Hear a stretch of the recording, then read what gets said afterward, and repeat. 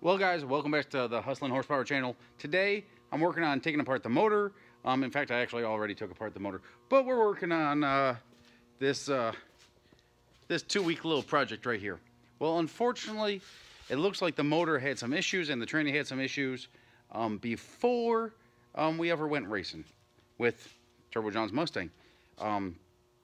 They must have gotten a little upset in the accident when we lost the homegrown Hustler. So guys, the last 2 passes we made, it was filling up the breathers with oil.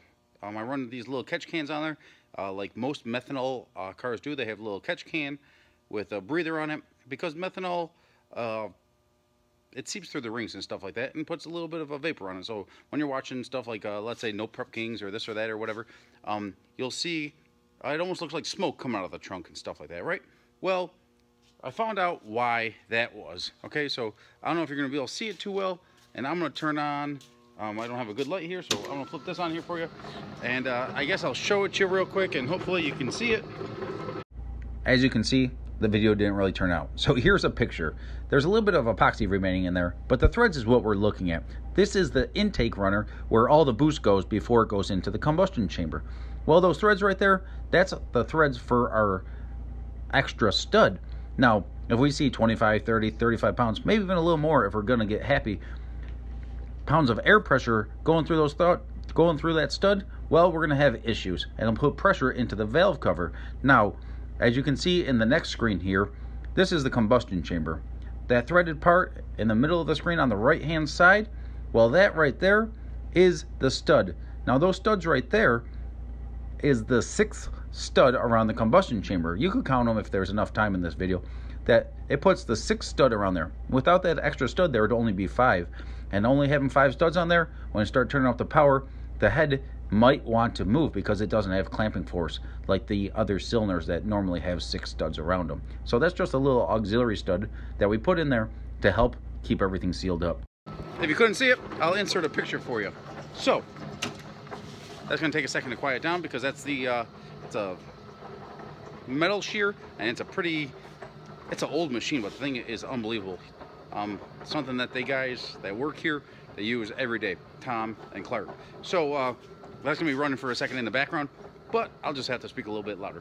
So guys, why I'm showing you that, there is epoxy in the intake runner, and you might ask, why is there epoxy or JB Weld in the intake runner? Well, I'm gonna show you right here.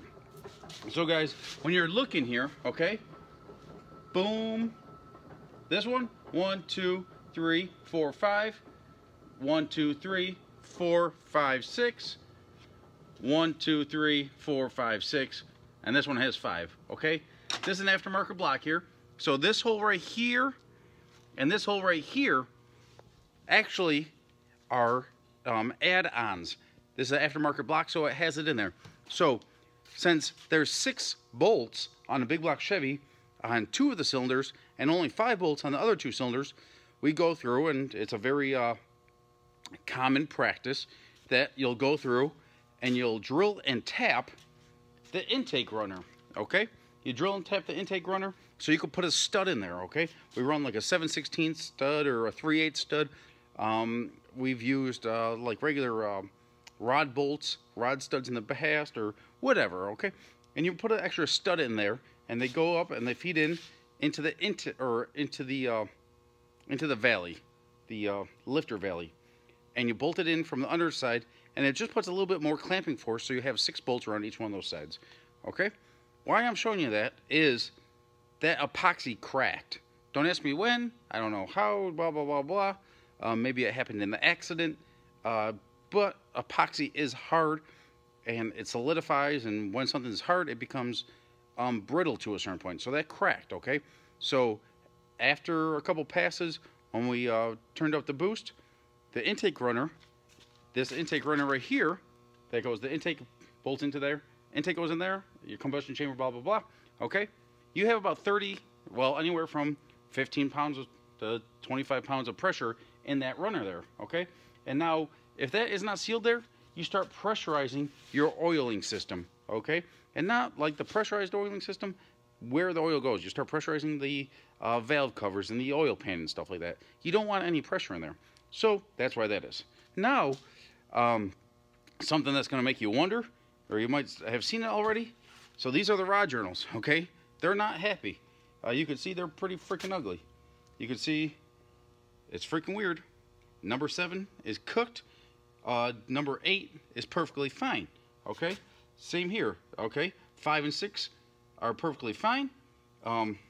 Here, 1 and 3, 1 is like not bad, 3 is cooked. Sorry, you couldn't see that there. Same here. 1 is, number 1 isn't bad. Number 2 is not horrible, but pretty ugly. Okay, so that makes me believe that the thing is cracked. Okay, now look at the mains, like nice and shiny, nice and shiny, nice and shiny, nice and shiny, nice and shiny.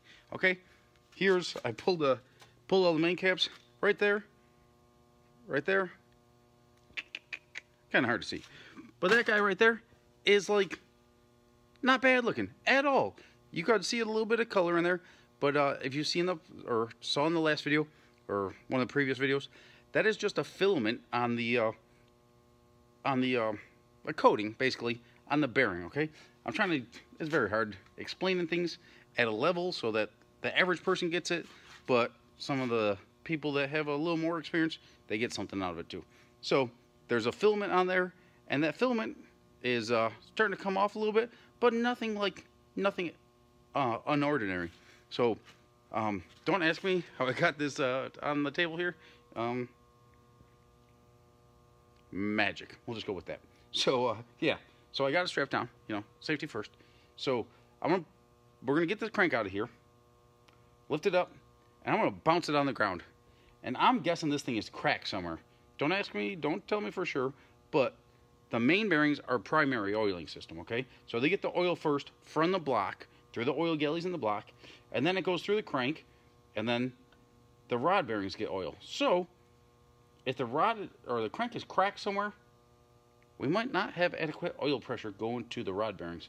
So we're going to check that out, and there's a possibility that this crank is cracked. The same bearings got it twice, at Dig or Die, and when we went to Shady Side. The same bearings, which leads me to believe it's a mechanical or a repeatable problem. So we're going to go check that out, and we'll get back to you, I suppose, and in just a jiff. So guys, to know for sure that this crank is cracked, we're going to bring it to the machine shop. Ideally, we'd have the motor that's going into the next project in here, so we could get some testing in it on stuff like that, but that's still hung up with COVID and machine shop stuff. So unfortunately, we're running this motor. This motor's still a good motor and everything like that, but you're going to see here, I'm going to tap on this crank, okay? And if it was good, it should go ding and ring for like a good minute, okay? You should be able to pick up the crank and just set it down like kind of hard, and it should resonate, okay? I'm going to tap this crank in a couple different spots, and you'll see exactly what's going on here. So let's see if I could do this adequately, okay? No, nothing. No, nothing. A little bit of something, and then you could hear it dinging down there, okay? It resonates down there, but it's a friggin' dull here, right? It doesn't resonate. Down here, you hear a little bit of something. So I'm guessing the crank is cracked somewhere up in here. Now we're gonna have to take it to the machine shop and have them verify that, okay? In the process, they use these metal shavings, really fine colored dye that is like really fine metal shavings, okay? And they put that on there. It's like a little dust, and they put a magnet on there, and it goes around the magnet, and then you'll see all these lines, or you'll see a line where the crack is, okay? Because the magnet, this becomes magnetized, and all the metal shavings will go to the crack. I don't know who thought about that, but it's called magnofluxing, and you'll see a yellow line in there. And this is not the good crank. We are still in search of some 4-inch big block Chevy cranks, 2-piece rear main seals, like the Mark IV style old school motors. We don't run the Gen 5 stuff. So we're looking for a couple 4-inch big block Chevy cranks, good quality cranks, as well as, like, you know, the 4-post lift and stuff like that. And I'll do a little introduction at the beginning of the video, covering all the things that we're still needing. And I think that might be helpful, since the YouTube stuff and everything is starting to grow a little bit. It might be helpful to help us source some things. We greatly appreciate everyone that has reached out to us in the past, that, you know, have found or have been looking for things that we're in search of. And guys, we greatly appreciate it. So I'm pretty sure this crankshaft is cracked, and we're just going to have to deal with that. So luckily, I have another crankshaft that's in the trailer that was for this motor that Brad, when he was working for C&P Machine before, he went to crewing for the fuel team. So yeah, he's working on a fuel team now. He was 19 years old when I met him, 20 years old, and kid is talented, and he went through and he fixed up that crankshaft. So we're gonna throw that crankshaft in here, but I think I'm gonna take this block to the machine shop in the morning, and we'll have them run it through the parts washer and stuff like that. Make sure that all the oil galleys are good. Make sure all the cam bearings are good. I'll check those myself, but make sure all that stuff's good, and make sure the motor's nice and clean so that we could throw this sucker back together. The rods and pistons are sitting over there underneath the power wagon with the Cummins motor in it, and those look all fine. So we should be able to have this motor back together pretty soon. Looks like just needs the other crank put in it. So that crank's already balanced to those rods and pistons and everything else, so we should be in good shape. But we'll just have to verify everything, get it to the machine shop, and look it all over. But like, again, you know, ready? Thud, thud, thud. A little bit of dinging. A little bit of dinging. Woo! A little bit of dinging. But up here, I'm pretty sure there's a crack in here, and that's why I took out those rod bearings. So we'll have to verify that, but I don't think we're gonna run this crank anymore because that just doesn't sound right to me. I don't own a dial bore gauge, so for the rods, to check the rods, I'll be ordering one up, maybe even off of Amazon or something like that. Probably not Amazon. It's got to be a pretty accurate gauge. So you put the rods in a rod vise or just regular vise with plastic jaws in it, and you torque the rod caps down to whatever they're supposed to be at, okay, or stretch them, or however you do it. And then you put a dial bore gauge in multiple areas, okay, and you check the eccentricity of the rod end, okay, and it's got to be within spec. And if it's not, the rod is no good. So now that you see that, like, this one got hot here and this one got hot here, those two are suspect. So we're gonna go and we'll check those out and make sure those are good, and bring it to the machine shop, torque them down, check them with a dial bore gauge, and hopefully everything is good on the rods. If not, we got a couple spares that we could throw in there. So we always keep those in the trailer with us. They're actually, I won't lie, they stay under the bed of the house. Well guys, like I was saying earlier in the video, all the main look beautiful. Rods, not so much. That's the rear main. That's maybe number 8, so on and so forth. So a couple of these are not good. And you can see right here, we got a crack. You can try to focus on it, and you can see that crack here. And you can see that the crack starts in the center here.